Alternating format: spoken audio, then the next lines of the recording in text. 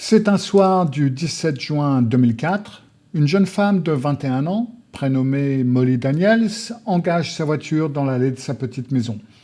Elle partage ce logis modeste avec son mari et leurs deux enfants dans la ville de Leander, au Texas. Leander est situé à une quarantaine de kilomètres au nord d'Austin. C'est une banlieue qui grandit, une banlieue qui s'étend et qui devient chaque année un peu plus chère. Molly travaille comme réceptionniste dans une entreprise de rénovation. La journée a été longue, harassante et elle n'a plus qu'une envie, ne rien faire et surtout pas entrer dans la maison et préparer le dîner pour sa famille. Elle va changer d'avis. Est-ce que c'est une bonne chose ou une mauvaise chose? C'est ce dont je vais parler dans ce récit de l'ombre.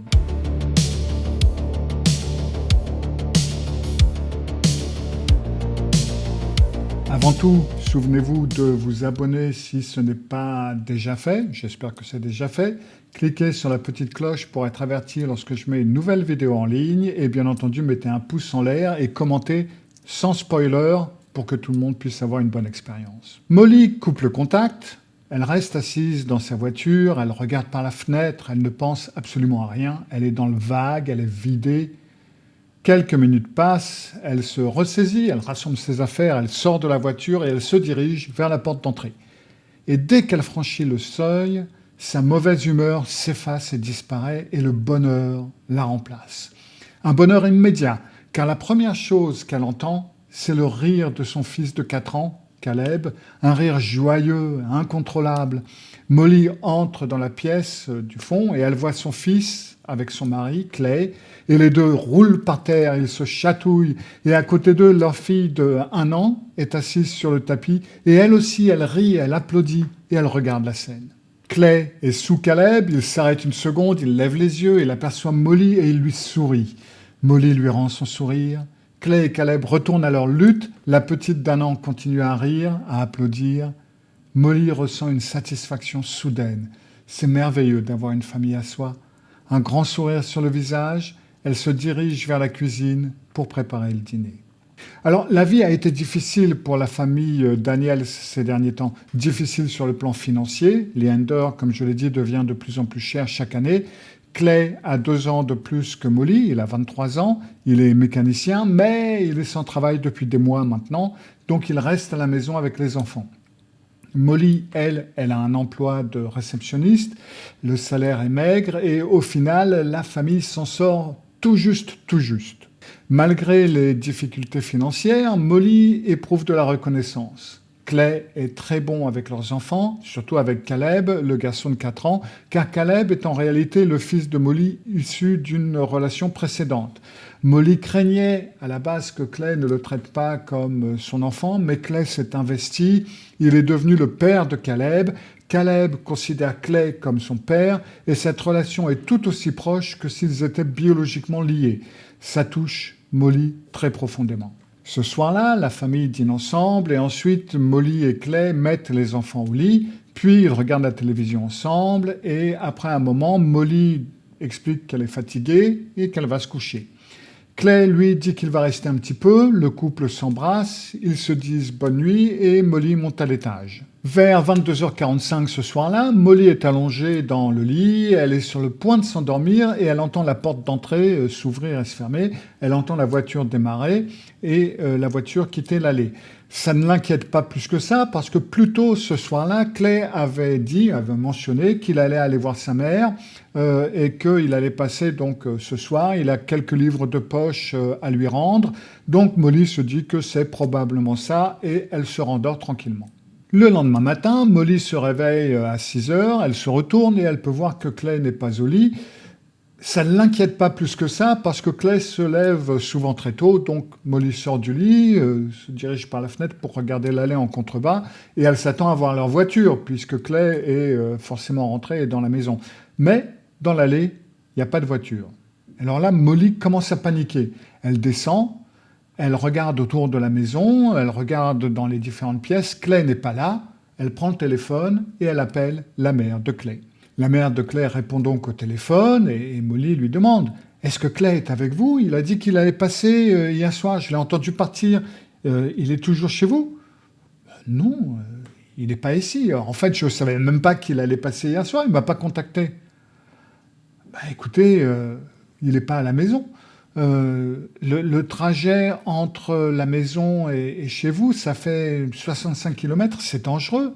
Est-ce que Clay a pu avoir un accident de voiture hier soir? La mère de Clay répond, non, non, bah, écoutez, restez calme, vous restez à la maison avec les enfants, moi je vais monter dans ma voiture et je vais faire le trajet inverse de celui de Clay pour rentrer chez vous et je vais bien voir si je peux le trouver. Les deux femmes raccrochent, la mère de Clay court à sa voiture et part en trombe, fonce les 64 km qui la séparent, enfin qui séparent sa maison de la maison de Clay et Molly. Elle parcourt environ la moitié de ce trajet et droit devant, elle voit des lumières bleues et blanches et rouges qui clignotent. Généralement, c'est mauvais signe. Elle voit le ruban de police qui barre toute la route. Cette section de la route est fortement boisée de chaque côté et elle peut voir que le trafic est bloqué très loin de l'autre côté et qu'il est d'ailleurs également bloqué de son côté à elle. Donc, en fin de compte, ils ont bloqué le trafic dans les deux directions. Et la mère de Clay, tout de suite, elle se dit « ça y est, c'est mon fils, il a eu un accident ». Elle se garde sur le côté de la route, elle sort, elle court vers l'inspecteur de police le plus proche et elle lui demande « Qu'est-ce qui s'est passé ici? Qu'est-ce qui s'est passé ?» Pendant qu'elle parle à l'inspecteur, elle remarque derrière lui quelque chose, de la fumée. Cette fumée monte de la forêt, il y a un incendie. L'incendie brûle en contrebas. Elle veut voir ce que c'est. L'inspecteur essaye de l'arrêter, mais elle le repousse, elle regarde et elle voit une voiture en feu. La voiture qui a apparemment quitté la route et est maintenant en feu. Dans une panique totale, elle demande au policier « Mais qu'est-ce que c'est? Vous savez ce que c'est? Est-ce que c'est mon fils? Est-ce que c'est Clay ?» Calmez-vous, s'il vous plaît, calmez-vous. Pour l'instant, on ne sait pas encore qui est dans cette voiture. On essaie de le découvrir. Les pompiers n'ont même pas encore éteint le feu. Donc, franchement, madame, écoutez, calmez-vous. Nous n'en savons pas assez pour l'instant pour vous dire quoi que ce soit. La mère de Clay ne peut à ce moment-là plus attendre de réponse, donc elle remonte dans sa voiture et elle fait le reste du chemin jusqu'à la maison de Clay et Molly. Et là, elle récupère Molly et la ramène sur les lieux. Quand les deux femmes arrivent, elles sont quasi hystériques. Elles courent vers le ruban de police et elles regardent vers le bas, là où l'incendie avait brûlé plus tôt. Alors maintenant, les flammes sont éteintes, il n'y a que de la fumée qui s'échappe du châssis de la voiture qui est totalement calcinée. Molly regarde vers le bas de la pente et elle reconnaît la voiture. Elle reconnaît sa forme. Le feu a tout consumé, mais Molly voit que le châssis est à peu près de la bonne taille. Elle voit des livres de poche à demi calcinés éparpillés un petit peu autour de cette carcasse. Elle sait que Clay était en route vers la maison de sa mère avec ses livres de poche à l'intérieur du véhicule, donc elle sait que cela doit être Clay. Molly vient de comprendre l'horrible vérité. Au même moment, les pompiers entrent dans le véhicule brûlé, ils ouvrent la porte et ils découvrent un corps sur le siège du conducteur. Et entre la taille du corps, enfin ce qui en reste, les livres de poche que Molly a dit que Clay transportait, ainsi que plusieurs autres effets personnels trouvés à l'intérieur de la voiture, par exemple l'épingle Harley Davidson que Clay portait toujours dans son chapeau, il est évident que c'est Clay. Quand la nouvelle de la mort de Clay se répand, les voisins et les amis de Molly Aleander se mobilisent. Les gens aiment Molly Aleander, c'est une femme très douce, elle est très gentille. Alors, socialement, elle est un peu maladroite, mais ils ont constaté que depuis qu'elle a épousé Clay, elle a gagné en assurance, elle semble plus heureuse. C'était donc dévastateur de voir Clay disparaître, ainsi que toute la vie de Molly. Très rapidement, la communauté de Leander collecte $1000 qu'il donne à Molly et à ses enfants. Les voisins commencent aussi à déposer de la nourriture. Ils remplissent le réfrigérateur de provisions. Molly ne peut même pas manger. Elle est accablée par le chagrin, par la perte de Clay. Mais elle apprécie, bien entendu, l'effort que tous ces gens font pour la réconforter. Pendant que la communauté se rallie autour de Molly et de ses enfants pour les aider dans cette épreuve, la police pose des questions. Comment exactement cet accident qui a tué Clay s'est-il produit? Parce que sur les lieux de l'accident, il y a plusieurs bizarreries. Et la bizarrerie la plus importante, c'est qu'il n'y a pas de traces de freinage sur la route. Ce qui veut dire que Clay n'a pas freiné avant de quitter la route et de s'écraser dans les arbres en contrebas. Autre chose, ils ne comprennent pas vraiment comment le feu déclenché après cet accident a atteint une température si élevée. Il a fondu toutes les parties du véhicule à part le châssis. Le corps de Clay a été totalement détruit. Bien entendu, les autorités ont déjà vu des incendies après des accidents de voiture. C'est des choses qui peuvent arriver. Mais jamais rien de tel. Ça paraît vraiment un incendie exceptionnel. Alors les inspecteurs se demandent s'ils ont vraiment affaire à un accident de voiture ou si on parle de meurtre. Le 22 juin, juste 4 jours après que Clay ait été trouvé, les inspecteurs vont apprendre de la police scientifique que leurs soupçons sont tout à fait corrects. Il y a du liquide inflammable, ce qu'on appelle un accélérant, partout sur le siège avant de la voiture. Et c'est pour ça que donc le feu a pris une telle ampleur. Pendant l'autopsie, les poumons de Clay montrent qu'il n'a pas inhalé de suie, ce qui veut dire qu'il était donc mort au moment où le feu s'est déclenché. Clay a le plus probablement été assassiné et l'accident de voiture a été simulé. Alors, chose intéressante, quand la rumeur commence à circuler que la mort de Clay semble suspecte et qu'il a peut-être été assassiné, en fin de compte, à Leander, personne n'est vraiment surpris. Alors, Molly, elle adorait Clay, elle pensait qu'il était un père formidable, et il l'était peut-être, mais la plupart des autres personnes à Leander avaient horreur de lui, elles le détestaient. Il était connu dans la ville comme un gars colérique, qui cherchait la bagarre sans raison. Aux funérailles de Clay, d'ailleurs, son meilleur ami se lève pour faire son éloge funèbre, et pendant cet éloge funèbre, il dit « Je pense honnêtement que le monde est un meilleur endroit sans Clay ». Certains pourraient dire qu'avec des amis comme ça, on n'a pas besoin d'ennemis. Les inspecteurs examinent un peu le passé de Clay, ils cherchent à identifier des personnes qui pourraient lui en vouloir, des personnes qui auraient voulu le tuer, et rapidement, les inspecteurs trouvent quelque chose. Juste 10 jours avant que Clay ne soit trouvé, il a plaidé coupable d'avoir agressé sexuellement une petite fille de 7 ans. Cette agression remontait à 1996. Clay avait alors 16 ans. Il a violé une de ses cousines. L'agression n'a été révélée que des années plus tard, mais la peine qu'il a reçue est relativement légère, incroyablement légère. Il a reçu 30 jours de prison, ce qui n'est vraiment pas beaucoup. Clay n'a pas encore purgé cette peine. Il a d'ailleurs reçu une probation. Et le père de la victime, de la petite fille de 7 ans, il est tout à fait furieux de cette peine très légère. Et quelques jours avant que Clay ne meure, le père avait menacé de le tuer. Les inspecteurs retrouvent très rapidement ce fameux père et l'amènent à un interrogatoire. Et d'emblée, il ne le cache pas, il dit à la police que oui, il déteste Clay. Oui, il a menacé de tuer Clay, mais non, il n'a rien à voir avec ce qui lui est arrivé. Et d'ailleurs, il a un alibi pour appuyer ses dires. Et l'alibi est en béton, comme on dit. La police peut bien voir que cet alibi tient. Et donc, c'est à contre-cœur qu'il relâche ce père en question, parce que, ce qui est bien dommage, parce qu'il semblait suspect idéal. Mais, avec un alibi tel qu'il l'avait, c'était impossible que ce soit lui. Retour à la case départ. La police décide donc d'aller parler à Molly. Peut-être qu'elle pourrait éclairer, qu'elle pourrait donner des informations sur qui d'autre aurait pu vouloir tuer Clay.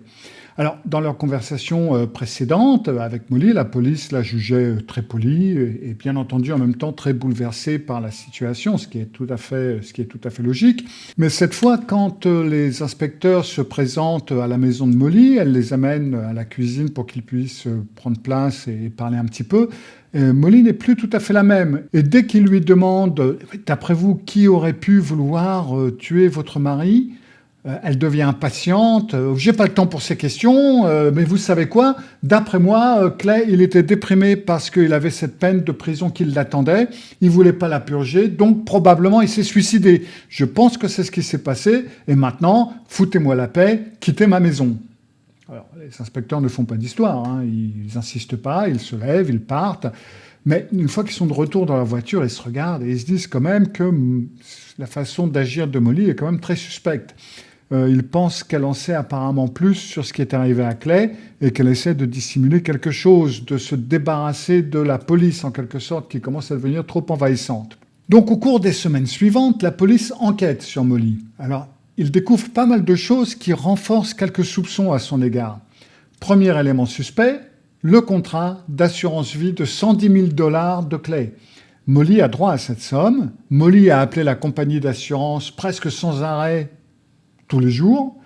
Elle essaye d'obtenir ce paiement aussi rapidement que possible et Molly dit aux gens en ville qu'elle attend cet argent avec impatience. La police apprend aussi, après avoir parlé donc aux voisins, que elle sort à nouveau. Déjà 3 semaines après la mort de son mari, elle cherche quelqu'un. Elle amène même cette personne à la maison. Elle a un de ses petits amis qui vient régulièrement à la maison et qui vit avec leurs 2 enfants. Selon la babysitter de Molly, ce nouveau petit ami qui vient dans la maison bouleverse vraiment Caleb. C'est le petit garçon de 4 ans qui était si proche de Clay. La babysitter dit que Caleb, qui était un enfant très calme quand Clay était encore en vie, maintenant il est devenu violent, émotionnel et il s'arrête périodiquement, regarde vers le ciel et crie « Je t'aime, papa !» Quand la babysitter en parle avec Molly, quand elle lui dit « Vous devriez consulter quelqu'un pour votre fils », Molly se met en colère, elle dit que Caleb va bien, que ce ne sont pas les affaires de la babysitter qu'elle se mêle de ses oignons, et puis elle lui claque la porte au nez. Alors oui, je suis bien d'accord avec vous, ce sont des éléments suspects, mais ce ne sont pas des preuves qui lient Molly à la mort de Clay. En automne 2004, donc plusieurs mois après la mort de Clay, la police n'a toujours pas découvert qui a tué Clay. Comment il est mort? Comment il s'est retrouvé dans cet enfer au bord de la route? Donc, ils décident de relancer cette enquête sur Molly. Ils veulent trouver des preuves qu'elle est impliquée dans la mort de Clay. Donc, ils mettent une équipe de surveillance 24 heures sur 24, 7 jours sur 7 sur Molly. Au début, les policiers en civil rapportent que le comportement de Molly suit une routine immuable. Elle fait toujours les mêmes choses tous les jours. Elle se lève, elle fait sortir les enfants, elle va au travail. Ensuite, elle récupère les enfants chez la babysitter. Elle rentre à la maison, elle nourrit ses enfants, puis ils vont tous au lit. Point à la ligne, ils refont ça le lendemain et le surlendemain, etc. Seule déviation de son emploi du temps, c'est quand elle sort de temps à autre après le travail pour faire quelques courses, comme aller à l'épicerie ou au supermarché. Le 3 décembre, 6 mois après que Clay ait été trouvée, Molly va finalement rompre sa routine. Ce jour-là, Molly, au retour de son travail, fait un arrêt dans un parking près de plusieurs magasins locaux. Elle gare sa voiture et elle sort, mais au lieu d'aller vers l'un de ces magasins, elle va vers une Mustang de couleur foncée. La voiture est garée dans le parking également et un type est assis au volant, un type que l'inspecteur ne connaît pas, qui a les cheveux noirs, enfin les cheveux foncés. C'est la seule chose qu'on peut distinguer. Molly s'approche de lui, elle lui parle à travers de la fenêtre et puis elle jette un regard derrière elle pour voir si quelqu'un la regarde. Elle ne voit pas l'inspecteur. Puis elle fait le tour de la voiture et monte donc à la place passager dans la Mustang avec ce fameux gars. Elle ferme la porte et les deux partent ensemble. Les inspecteurs la suivent. Le type gare la Mustang dans le parking d'un Taco Bell, c'est un fast-food. Ils s'arrêtent, ils sortent et l'inspecteur les regarde entrer dans le Taco Bell, passer commande et se placer près de la fenêtre pour manger. L'inspecteur en civil n'a rien vu de spécial. La seule chose spéciale, si on peut dire ça comme ça, c'est une rupture totale de la routine de Molly. Et ça, c'est pas illégal. Mais son comportement semble suspect, donc il veut entrer voir ça de plus près. Donc lui et un autre inspecteur, en civil également, entrent dans le Taco Bell et font la queue pour passer une commande. Alors qu'ils sont en train de faire la queue, l'un des deux inspecteurs se retourne et balaye du regard, comme ça, comme s'il regardait de manière nonchalante, rien en particulier. Mais en réalité, bien entendu, ce qu'il fait, c'est de jeter un coup d'œil rapide à Molly et à ce type avec qui elle est assise. Et c'est en voyant le gars avec qui elle est assise qu'il remarque quelque chose d'étrange. Quelque chose que l'inspecteur n'a pas vu auparavant, mais maintenant qu'ils sont plus près du couple, quand même, c'est évident. L'inspecteur tape alors sur l'épaule de son partenaire et le signal est clair. Allez, on intervient. Il met la main sur son arme qui est dissimulée sous sa chemise, puis il traverse le restaurant. Il n'essaie même pas de cacher son état de policier en civil à ce moment-là, hein. C'est évident qu'il est flic, et il se dirige droit vers leur table. Quand il s'arrête devant eux, Molly et le type avec qui elle est lèvent tous les deux les yeux vers lui avec surprise. L'inspecteur fixe le type, pas Molly, juste le type. Ce que l'inspecteur a vu qui était étrange, c'est qu'il a reconnu ce gars. C'est quelqu'un qu'il connaît personnellement, parce que ce gars, ce type, c'est Clay Daniels. C'est ce mari soi-disant mort de Molly. Il a tout simplement teint ses cheveux qui étaient blonds en noir, en brun foncé. Il s'avère que Molly et Clay ont simulé sa mort. Ils veulent l'empêcher d'avoir à purger cette peine de prison pour l'accusation d'agression sexuelle et, en plus de ça, ils veulent encaisser le contrat d'assurance vie de 110 000 $. Le corps qui a été trouvé à l'intérieur de la voiture brûlée n'est bien entendu pas celui de Clay, c'est celui d'une femme de 81 ans.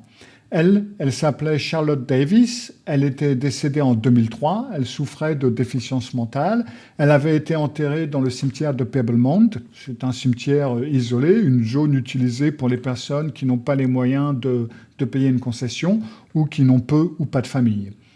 Clay a déterré le corps de Charlotte Davis, il l'a habillée comme lui, des tennis, un jean Faded Glory, une casquette de baseball avec le pin de Harlan Davidson dessus. Il a jeté le corps à l'intérieur de son véhicule, puis il a poussé le véhicule pour qu'il quitte la route et il y a mis du feu avec du liquide inflammable.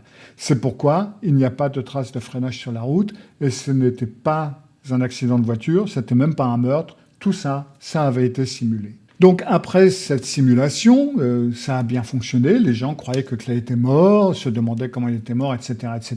Personne ne se doutait de quoi que ce soit. Leur plan fonctionnait. Mais après 3 semaines de séparation avec Clay, qui donc traînait tout seul loin de la ville, Clay et Molly ne pouvaient plus supporter d'être séparés. Clay a teint ses cheveux blonds en brun. C'est la seule chose qu'il a fait en fin de compte pour se déguiser. Et puis, il a déménagé dans la maison avec Molly et ses enfants. C'est donc le nouveau petit ami, entre guillemets, que les voisins ont vu avec Molly. Elle n'avait pas de nouveau copain, en fin de compte, c'était tout simplement Clay. Le beau-fils de Clay, Caleb, le petit garçon de 4 ans, a bien entendu reconnu son père tout de suite, même s'il avait les cheveux bruns. Mais Molly et Clay ont convaincu le petit garçon que Clay n'était pas Clay, que c'était le nouveau petit ami qui s'appelait Jake Gregg. Voilà sans doute pourquoi Caleb s'est mis à mal se comporter. Il était assez âgé pour comprendre qu'il y avait quelque chose qui n'allait pas, mais pas assez âgé pour comprendre que ses parents lui mentaient. Alors on ne sait pas pourquoi Molly et Clay, qui vivaient ensemble sans vergogne, ont décidé de se retrouver de cette étrange façon dans le parking, à l'intérieur de la Mustang de Clay, ensuite d'aller dans un Taco Bell, de manger ensemble. Mais quoi qu'il en soit, c'est donc cette rencontre plus ou moins secrète qui a conduit à leur arrestation. Molly et Clay ont tous les deux donc été accusés de fraude à l'assurance et ils ont tous les deux plaidé coupables, ça aurait été difficile de faire autrement. Au procès, Molly pleure à la barre, elle dit au juré qu'elle est désolée de ce qu'elle a fait, elle insiste, le plan n'était pas motivé par l'appât du gain, c'était une tentative désespérée de garder son mari hors de prison pour garder notre famille unie, dit-elle en larmes. Alors, la procureure adjointe, Jane Starnes, ne voyait pas les choses de la même façon. Pour elle, c'est de la cupidité tout simplement. Elle pointe du doigt le contrat d'assurance vie de 110 000 $ et elle rappelle que la simulation de la mort est intervenue juste quelques jours avant que Clayton ne doive se présenter en prison. Non pas pour purger sa peine pour agression sexuelle, mais pour avoir violé sa probation, pour ne pas s'être présenté à son agent de probation alors qu'il aurait dû. Le jury condamne Molly à la peine maximale, c'est-à-dire 20 ans de prison, plus 10 ans pour entrave à l'arrestation. Les deux peines se confondent et elle est en plus condamnée à une amende de 10 000 $. Clayton, ou Clay, lui, est jugé en 2006. Il plaide coupable d'incendie criminel, de profanation de cimetière et de fraude à l'assurance. Le tribunal du comté de Burnett le condamne à 45 ans pour les 3 condamnations, à purger en même temps que les 20 ans pour violation de probation sur l'agression sexuelle aggravée. On ne badine pas aux États-Unis, comme vous pouvez le voir. Au total, Clayton Wayne Daniels écope de 65 ans de prison. Les deux enfants du couple, âgés de 4 ans et 1 an, vont vivre avec la mère de Molly. Alors depuis, Molly a été libérée, libération conditionnelle. Clayton est toujours en prison. Il purge sa peine à la prison Daniel Webster Wallace à Colorado City au Texas. Les psychologues qui ont étudié le comportement de Molly notent plusieurs éléments troublants quand même. D'abord, son calme remarquable lors du premier interrogatoire avec le Texas Ranger Garth Davis. Un calme qui a vraiment frappé l'inspecteur. Ensuite, la vitesse avec laquelle elle s'est mise à harceler la compagnie d'assurance pour obtenir le paiement. Enfin, son empressement à introduire Jake dans la vie des enfants à peine 3 semaines après la mort, entre guillemets, de leur père. Ce comportement peut indiquer un détachement émotionnel significatif ou une capacité de dissociation face aux conséquences de ces actes qui pose question. Certains experts en psychologie criminelle notent que ce type de comportement peut être associé à un trouble de la personnalité antisociale, aussi appelé psychopathe ou sociopathe, mais il n'y a pas eu d'évaluation clinique formelle, donc c'est une conclusion spéculative. Par contre, ce qui est certain, c'est que Molly et Clayton Daniels ont franchi une ligne que peu de gens franchissent. Ils ont violé un tabou universel, la profanation des morts. Ils ont traité le corps de Charlotte Davis, cette femme de 81 ans décédée paisiblement, comme un simple accessoire dans leur sinistre machination. L'avocat de la défense, Thomas Vasquez, a soulevé une question intéressante lors du procès. Pourquoi, demandait-il, quelqu'un qui va à de telles extrémités pour tromper les inspecteurs resterait-il dans sa maison où il pourrait être découvert si facilement? Pourquoi ne pas prendre l'argent et fuir au Mexique? Alors cette question souligne peut-être la vraie nature du crime. C'était pas un plan élaboré par des criminels sophistiqués, c'était l'œuvre de 2 personnes qui ont paniqué face à une échéance judiciaire imminente, qui ont cherché sur Internet comment brûler un corps au-delà de toute reconnaissance, qui ont glané des indices de ci, de là sur comment tromper les inspecteurs d'incendie criminel, qui ont pris des mesures méticuleuses pour créer une nouvelle identité pour Clayton. Il y avait de faux certificats de naissance, un permis de conduire au Texas du nom de Jacob Alexander. Et ils ont même déniché une liste de chirurgiens plasticiens au Mexique, mais au final, ils n'ont pas eu la discipline ou tout simplement l'intelligence de mener leur plan jusqu'au bout. 3 semaines, c'est tout ce qu'il leur a fallu pour craquer, pour se retrouver, pour mettre en péril tout leur stratagème par simple incapacité à rester séparés. Il y a de quoi réfléchir. C'était Récits de l'ombre, merci de m'avoir regardé, je vous dis à bientôt, au revoir.